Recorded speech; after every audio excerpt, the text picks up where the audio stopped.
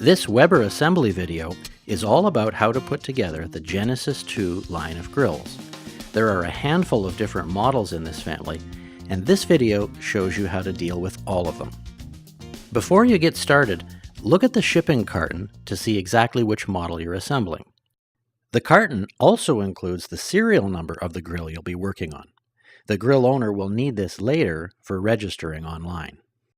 In this case, we're working on the E310 in the liquid propane configuration. When you open the carton, you're going to see the basics of how to get started. First, you should get some help lifting the grill out of the box. Next, pull the cotter pins and hinge pins and remove the lid. You need to do this before you get started. Some grills come with different unpacking instructions than I'll show you in a minute.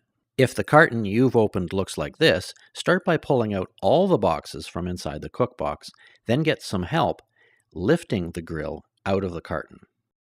With your helper holding the lid, remove the cotter pins and hinge pins, lift the lid off, and put it someplace safe for now.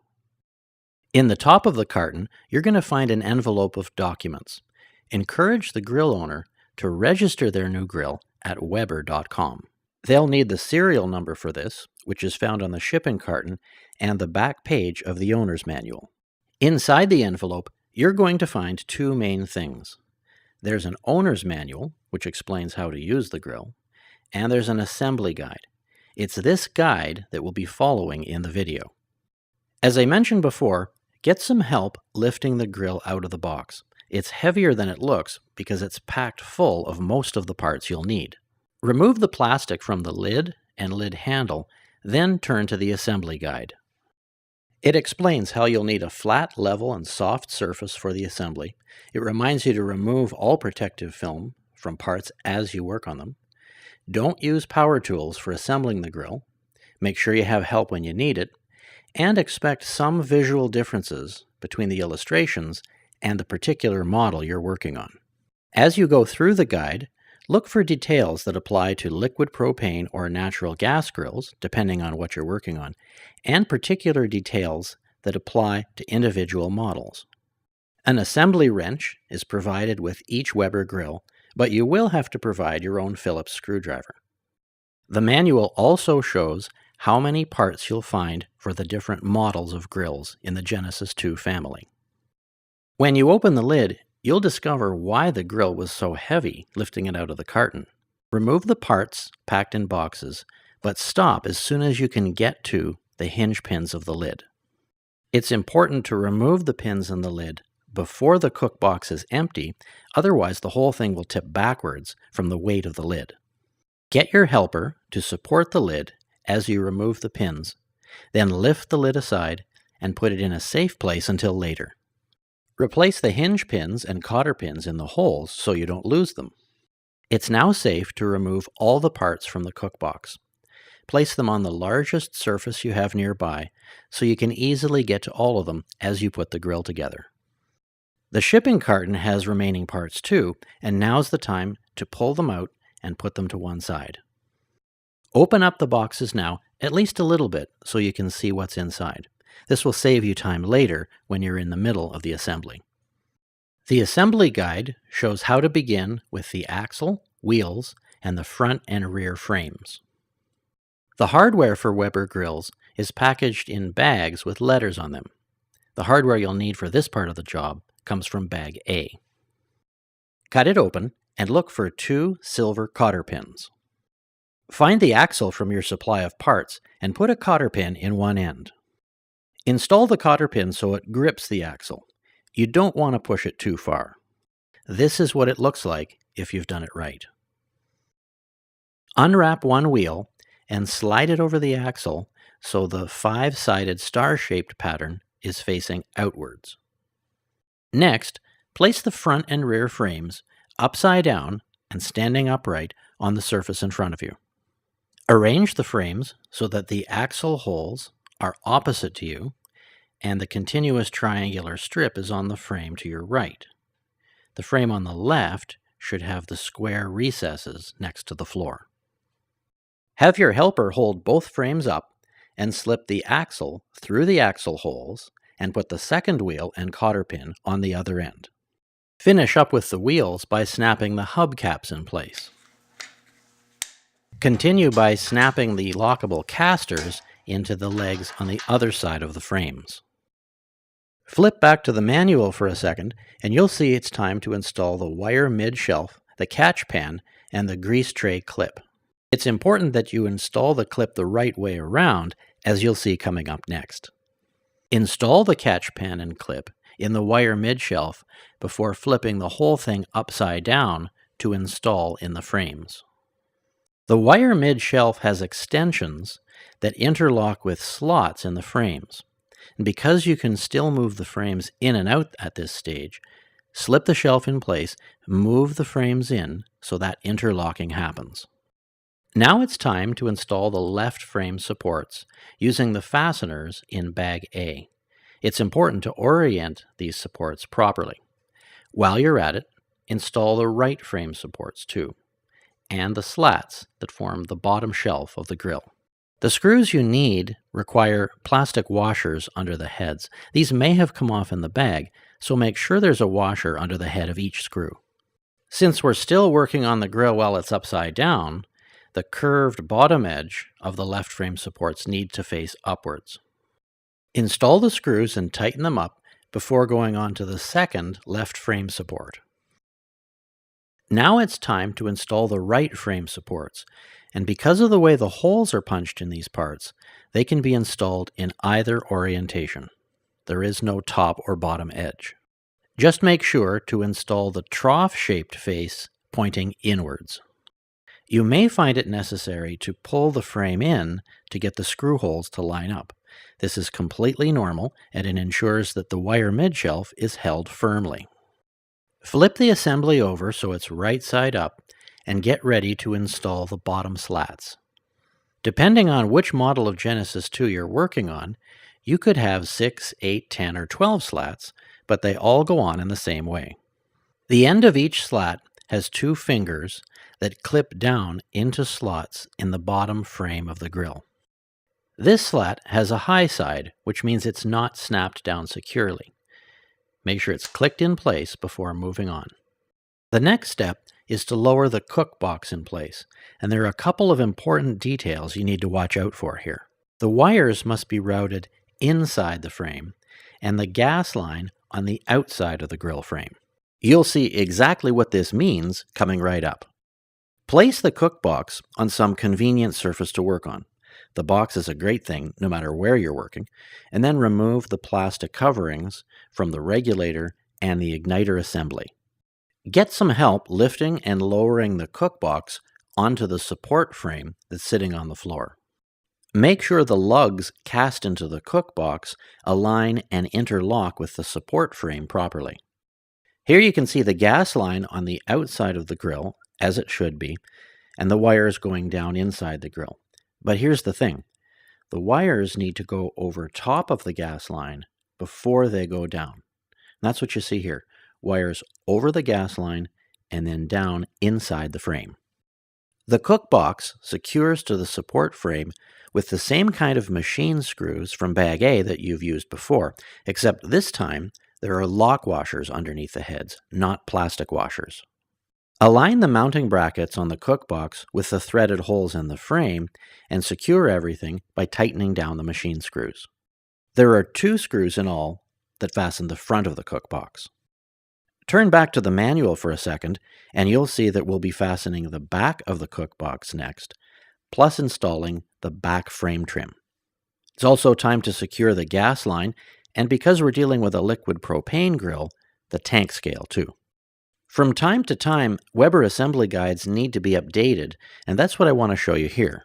The supplemental sheet includes numbered steps that supersede what's found in the guide. The sheet includes an orange sticker that corresponds to a couple of additional parts that need to be installed on this grill that aren't shown in the original guide. If the model you're working on doesn't have the extra sheet or the brackets, then you don't need them. We'll get to all this in a minute, but for now, find the shouldered bolts that fasten the back of the cook box to the support frame. They come from Bag A. These 2 bolts thread into holes directly into the cook box, but they only go in part way because of the shoulder. So even when they're tight, they're going to extend out past the hole they go into. The back frame trim comes next, and it's pretty easy to install. It just simply bolts to the 2 threaded inserts in the back edge of the frame. Secure the part with 2 of the usual machine screws and plastic washers that you've gotten from Bag A before. Now it's time to secure the gas line bulkhead to the right frame support. There's a tang that fits into a slot with a single bolt and plastic washer from behind, securing everything together. Since we're working on a propane grill here, now's the time to install the tank scale. It secures with 2 machine screws from Bag B. These screws are slightly longer than the ones you've been using so far, so don't get mixed up. Remember the supplemental parts with the orange sticker? Well, they may or may not be supplemental in the particular grill you're assembling, but the first of these does need to go on now as part of the tank scale installation. Orient the semicircular cutout on the bottom edge of the support strip so it clears the screw head that's securing the gas line you installed a minute ago. Pop a screw loosely in the hole to hold the support strip in place, and then install the tank scale. Thread in a second screw into the tank scale, and then tighten both up. You'll also need to install a second support strip on the inside face of the lower right frame support. This strip secures with 2 screws that thread into the tank glides. These rounded black plastic parts allow the tank to slide upwards as it gets lighter with use as it sits on the tank scale. Since the tank glides are plastic, be careful not to over-tighten the screws that secure them. The manual shows how it's time to install the right side table. This is a fixed table, and it's common to all grills in the Genesis 2 line. A similar non-folding table is found on the left side of the 410 and 610 models. Bag D contains the 2 strips you'll need to mount the right side table. You should also dig out the wrench while you're at it. Unwrap the right side table and arrange it so that the logo will face the front of the grill when you put it on. You'll find it helpful if you arrange something to support the right side table while you're installing it. The cardboard shipping carton and the slide-out grease tray placed on top of it upside down holds that right side table at just about the right place. The mounting strips need to be installed the right way around. It's the concave surface facing inwards. You do not want to install them this way, with the concave surface facing the nuts. With the right side table in place over the studs coming out of the frame, reach underneath and put a mounting strip on over those studs. Then thread on the nuts by hand finger tight. Tighten the nuts with the wrench provided or your own socket wrench. Repeat the process on the other side with the second mounting strip. Underneath the right side table, you'll find the matchstick holder. Leave it there, taped on in its plastic bag, in case the grill owner needs to light the grill without the igniter. Back to the manual, and you'll see it's time to install the fold-down side table. This is something you'll find on the 210 models and the 310 model that we're working on for this video. Nested inside the fold-down side table, you'll find the fold-down bracket. Pull it out now and get ready to install it on the side of the grill. Bag F contains the hardware you'll need. The 4 flathead machine screws fasten the bracket to the grill, and the 2 shouldered bolts secure the fold-down side table to the bracket. Slip the fold-down bracket in place, then install and tighten the 4 flathead machine screws. Slip the fold-down side table in place so the slots in the table interlock with the pins sticking out from the brackets. Install the 2 shouldered bolts that connect the fold-down side table with the fold-down bracket, then test the action of the table to make sure it works smoothly. The manual shows how it's time to install the control panel trim, and in the case of this propane grill we're working on, the front and rear tank shields. The control panel trim fastens with 2 machine screws and plastic washers from Bag A that thread into the front part of the grill frame. Tighten the machine screws, then grab the front and rear tank shields and set them in place to the right side of the grill.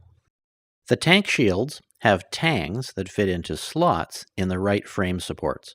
There are 2 on the bottom and one on the top of each tank shield. Lock the shields in place with the plastic buttons. If you're dealing with a natural gas grill, the process is a little different. Instead of 2 tank shields, there's just one part, it's flat, and it fastens towards the front of the grill. While you're working down below, install the 4 wireframe clips. They come from bag G, they snap into holes in the frame, and their job is to organize and contain the wires that travel up from the igniter. Install the 4 wireframe clips so they're facing in towards the middle of the grill. The manual shows how to install the igniter, but be careful. The installation steps here matter. As you'll see in a second, you do not want to tighten the screws securing the igniter right away. The igniter comes with 2 screws pre-installed in the back face. These slip down into keyhole-shaped holes in the grill frame. Put the igniter loosely in place. Then snap the wires into the wireframe clips. The reason you don't want to tighten the igniter module screws yet is because the igniter module cover has to go over first. It tucks in behind the module and is held in place by the same screws that secure the module. As you work, make sure the wires exit from underneath the module cover through the holes on each side. Tighten the top screw only after you've seen the cover slip in behind the igniter module through the bolt hole. Finish up by tightening the bottom igniter bolt. Back to the manual, and you'll see it's time to install the control panel and the wires that connect to the igniter button. You'll use the last couple of screws from bag A to install the control panel. While you're at it, put in the igniter battery and attach the control knobs.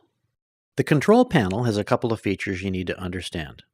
There are plastic extensions, one on each end of the control panel, and then there's this lip of metal.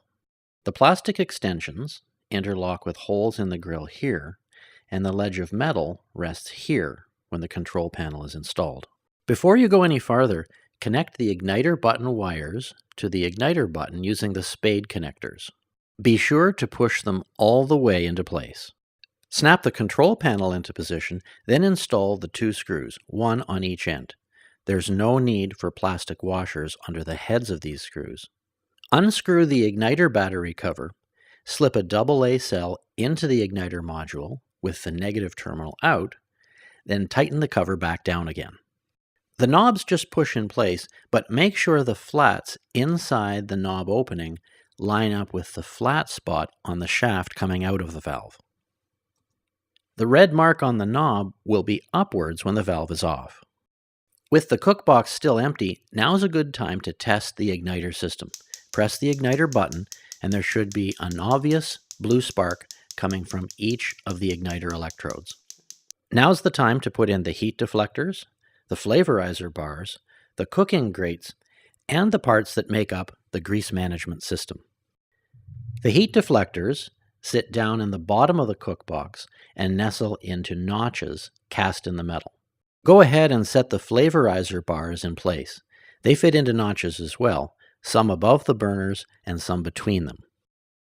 Place the cooking grates where they go on top of the cook box, then push the slide-out grease tray in position underneath the cook box. This is the back edge of the grease tray, and this is the front. Slide it in like this along the bottom of the cook box. Flip the grease tray clip back, slip a disposable drip pan into position, then flip the clip down again. The fold-down warming rack is the last part to be installed before replacing the lid, with the hinge pins and cotter pins that hold it in place. The warming rack fits into brackets at the back of the cook box like this. Leave the rack folded down so you can get at the pins for the lid more easily. Remove the cotter pins and hinge pins you'd put in the cook box for safekeeping, then have a helper lower the lid into position. Replace the hinge pins, first on one side, then the other, swivel the lid open, and then push the cotter pins into place. The grill is now assembled, and if you've been working on a propane grill and there's a tank around, install it for the grill owner as a courtesy. Hang the tank on the tank scale and lock it in position. Thread the regulator onto the tank valve as far as you can but by hand only. And turn the gas on, and use soapy water to check for leaks at the fittings. Rinse the fittings with clear water, then wipe them dry. Test each of the burners by pressing the igniter button and rotating the knob to the ignite position. Look for a flame visible through the cooking grate and the half-circle cutout in the flavorizer bars. Also, test that each valve can vary the intensity of the flames from low to high. As a member of the Weber team, you should know that the new Genesis line of grills is built around the GS4 high-performance grilling system. There are 4 parts to it: the Infinity ignition, high-performance burners, flavorizer bars, and the grease management system. These components work together to ensure that every aspect of the grilling experience is easy and reliable. Many people have worked very hard to make Weber grills the success that they are today, but we rely on you for the finishing touches. So please, take the time to clean each grill after assembly. Use non-abrasive grill wipes rubbed in the direction of the stainless steel grain for best results. Thank you very much for taking the time to learn how to assemble the Genesis 2 line of grills like a pro. You're a valuable part of the Weber team.